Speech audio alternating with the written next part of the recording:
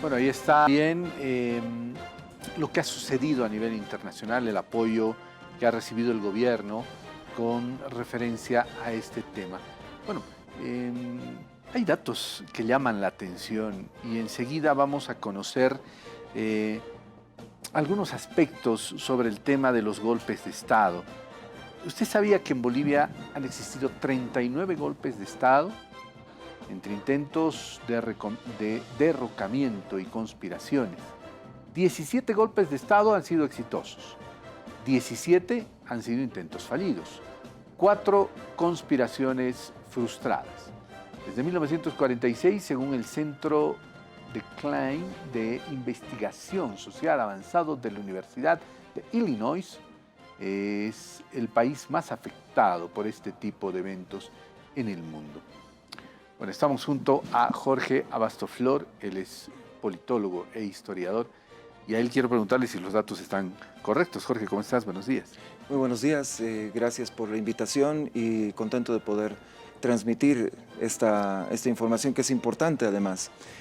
Tenemos en Bolivia esta manía, este deporte de querer aumentar nuestras desgracias y desconocer nuestros éxitos. Y precisamente parte de esta manía es el considerar una inmensa cantidad de golpes de Estado que, bueno, esa visión la hemos ido transmitiendo incluso a la comunidad internacional y así como nos has mostrado estos datos, pues existen otros, inclusive mucho más alarmantes.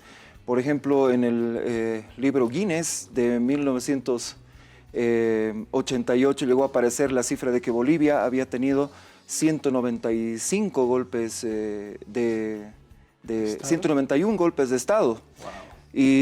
E inclusive después hemos tenido otros datos de otros medios de comunicación que elevaban la cifra a tantos golpes como años de existencia había tenido nuestro país. Por supuesto que estos datos son falsos, pero tienen un origen precisamente dentro de nuestro país, en esta manía que tenemos de magnificar o de tratar de magnificar nuestras desgracias. Y por supuesto que nuestra historia no ha sido una taza de leche, hemos tenido bastantes problemas, pero no más problemas que cualquier otro país sudamericano. Lo que sucede es que mientras otros países, precisamente para mantener su imagen internacional, minimizan los hechos negativos y maximizan sus hechos positivos, nosotros vamos en contrarruta. ¿Por qué? Por distintos motivos. Es decir, para obtener un rédito social, un rédito político, o para posicionar una determinada idea política. Y por supuesto que tenemos que avanzar hacia adelante y dejar este tipo de victimización y de derrotismo. ¿Por qué? Porque es claro que hasta el momento de lo único que ha servido es para impulsar esas ideas políticas y no para mejorar necesariamente nuestra cultura política. Jorge, tomando en cuenta lo que tú dices, lo primero que se me viene a la mente es el que desde las autoridades se diga estamos viviendo momentos difíciles, tenemos problemas con los carburantes, tenemos problemas con los dólares y los sectores llamen a bloquear. O sea, no termino de entender, no termino de entender cómo le puedes seguir haciendo daño económicamente a un país cuando se te dice estamos mal económicamente. O sea, no termino de entender con referencia a lo que tú dices, ¿no? O sea, en vez de mejorar las debilidades que tenemos, en vez de tener respuestas positivas a los problemas que tenemos, es como si nos metiéramos más en el hueco. Así es, lo que sucede es que nos manejamos en esta lógica de que siempre tenemos que enfrentar una emergencia y de que aquellos que enfrentan una emergencia, aquellos que dan la cara en la emergencia son en realidad los que tienen la oportunidad de mejorar la situación o aquellos que tienen la oportunidad de hacer un cambio dentro del país. Es mantener en emergencia permanente, ¿para qué? Para que la pronte también sea permanente y de esa forma adquirir notoriedad. Y por supuesto que desde los medios de comunicación debe ser bastante evidente eso, es decir, si es que no hay un bloqueo, si es que no hay una marcha, si es que no hay una manifestación pública, entonces es difícil atraer la atención de los medios de comunicación. Entonces, ¿qué es lo que se hace? Precisamente provocar este tipo de eventos que lo único que hace es dañar a la población. no podemos visualizar un efecto positivo, ni político, ni económico, ni social, que tenga un bloqueo, por ejemplo. Un bloqueo es algo que daña necesariamente a la población, que no necesariamente llama la atención de un gobierno determinado y, por supuesto, no resuelve absolutamente ningún problema. Ahora, Jorge, dentro de este tema de la cantidad de golpes que ha tenido nuestro país, me llama algo la atención.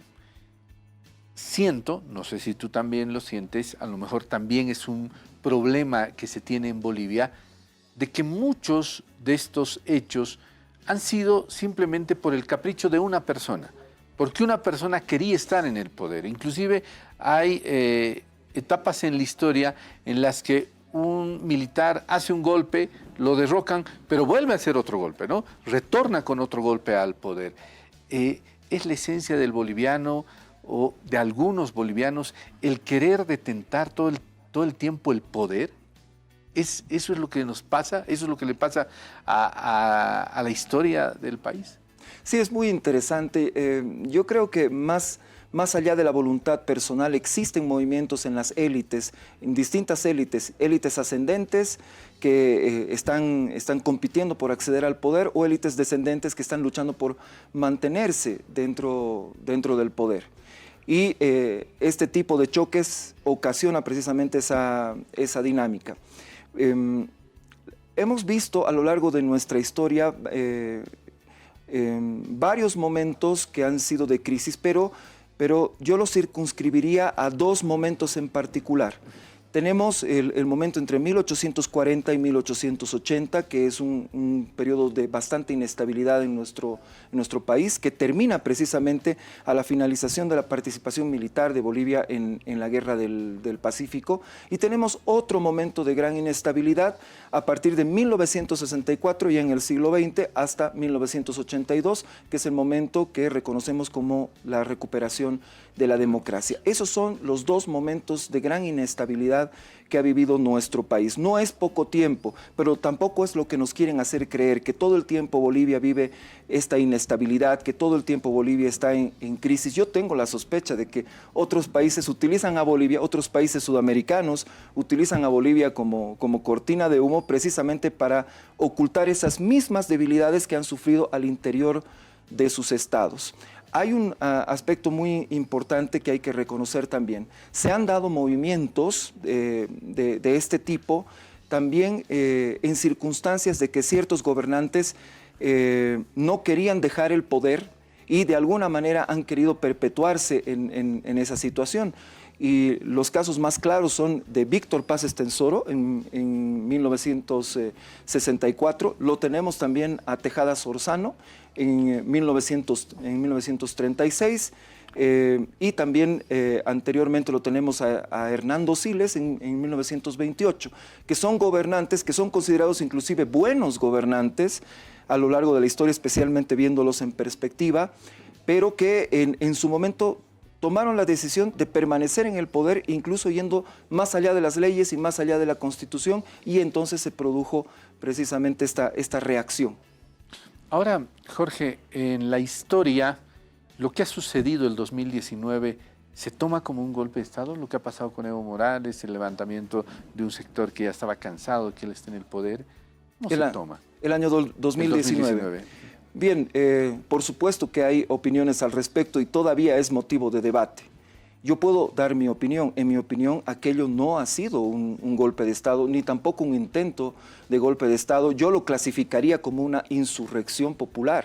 Porque no había la participación militar. No necesariamente tiene que mediar este aspecto, sino el grado de movilización que existe dentro de la sociedad boliviana. Se ha tratado de visualizar este momento de nuestra historia como un movimiento solamente de sectores tradicionales de la sociedad, pero en realidad fue un movimiento un tanto más amplio y los medios de comunicación han recogido precisamente aquello. Entonces, la retórica de golpe de Estado, el remover es ese recuerdo que tenemos todavía como sociedad de lo que pasó en un periodo relativamente reciente, como es el periodo de gobiernos militares entre 1964 y 1982, tiene un impacto en la psicología social, en la psicología de las masas, y por supuesto ponen a fronte a la sociedad para defender aquello que tanto ha costado recuperar u obtener, que es esta estabilidad democrática que hemos vivido desde 1982. ¿Y lo que ha sucedido el miércoles sí se contempla como un golpe de Estado? Yo lo considero como un movimiento militar. Ni siquiera lo clasificaría como un intento de golpe de Estado, precisamente atendiendo a las declaraciones que han sido vertidas hasta este momento por los involucrados en el evento. Pero por supuesto hay que dejar que la investigación siga su curso. ¿Para qué? Para conocer mayores detalles acerca de lo que ha sucedido recientemente en nuestro país. Ahora, y con esto cierro, Jorge, otra cosa que a mí me llama la atención de los bolivianos, de la forma de pensar que tenemos, es que me imagino que en muchas partes del mundo los golpes de Estado han dejado un mal recuerdo. Entonces difícilmente tú podrías buscar a un golpista para que sea nuevamente presidente, pero ha sucedido eso con Hugo Banzer Suárez, ¿no? Ha llegado al poder, ha estado 7 años, a través de un golpe, vuelve la democracia a Bolivia, se presenta ya a unas elecciones y gana las elecciones Hugo Banzer Suárez. Por supuesto, hay de estos casos en nuestra historia y también un caso muy interesante es el de Melgarejo, que llega al poder de esta manera y luego recibe voto popular y permanece en el poder, y es uno de los gobiernos más largos que ha tenido nuestro país, al igual que el gobierno de Hugo Banzer Suárez. Por supuesto que el gobierno de Hugo Banzer Suárez es algo más extenso que el gobierno de Melgarejo, pero quiero hacer esta comparación. Melgarejo llegó también mediante un golpe de Estado al poder, pero estando en el poder recibió el voto popular para permanecer en el poder. Y este es un comportamiento un tanto difícil de comprender en el marco de una comparación de solamente gobiernos civiles o gobiernos de facto, ¿no? O gobiernos constitucionales o gobiernos de facto, es decir, si nos atenemos solamente a la legalidad. Pero aquí intervienen muchos otros factores. Precisamente antes te mencionaba que aquí hay una dinámica de confrontación de élites. Entonces, los representantes de esas élites, que son quienes acceden al poder finalmente, no necesariamente no necesariamente muestran todo el andamiaje que existe detrás de cada movimiento. Y por supuesto, hay que estudiar cada momento que ha vivido nuestro país para entender cómo es que la sociedad ha llegado a interpretar un gobierno determinado y por qué quisiera a una persona de características autoritarias ya nuevamente en el poder. Depende mucho de las dinámicas de cada circunstancia. Jorge, te agradezco mucho por haber compartido con nosotros estos minutos. El agradecido soy yo.